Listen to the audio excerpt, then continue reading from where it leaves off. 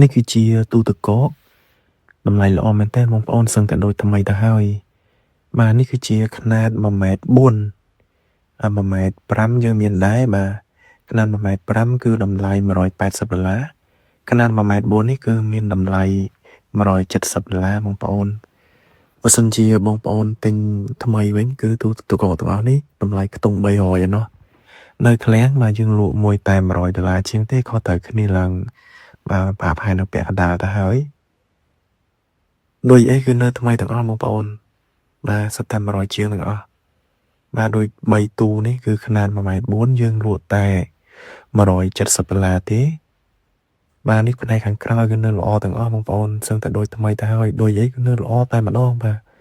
ហើយមួយទៀតយើងអាចចង់ដឹងថាថ្មីឬក៏មិនថ្មីបាទយើងមើលនៅកន្លែងចំណុចកន្លែងម៉ាស៊ីនខាងក្រោយនេះបាទនៅខ្ចីញញតែម្ដងបាទផ្នែកកន្លែងនេះអីគឺខ្ចីញញតែម្ដងហើយមួយទៀតគឺផ្នែកខាងក្នុងទូបាទផ្នែកខាងក្នុងទូក៏ខ្ចីញញខ្លាំងដែរបាទឥឡូវយើងទៅមើលផ្នែកខាងក្នុងទូទាំងអស់គ្នា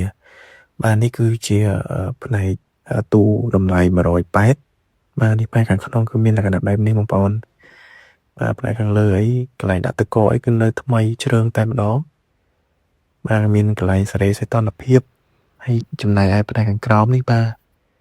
គឺនៅស្អាតល្អណាស់គឺអត់មានប្រើប្រាស់ដាក់ប្រឡាក់អីទេគឺសឹងដូចថ្មីទៅហើយបាទខាងនេះក៏អញ្ចឹងដែរនៅល្អដូចគ្នាបាទនេះ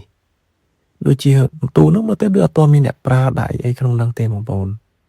យើងកាត់មកនេះគឺកាត់បានតម្លៃសឹងតែដូចថ្មីទៅហើយបងប្អូនហើយយើងលក់តម្លៃល្អខ្លាំងមែនទែនបាទទូខ្លះគឺមានកន្លែងដាក់ពងមាត់ពងទាទៀតបាទដូចមួយនេះអញ្ចឹងបាទមានកន្លែងប្លន់ដាក់ពងមាត់ពងទាគេធ្វើប្រអប់ហ្នឹងបាទ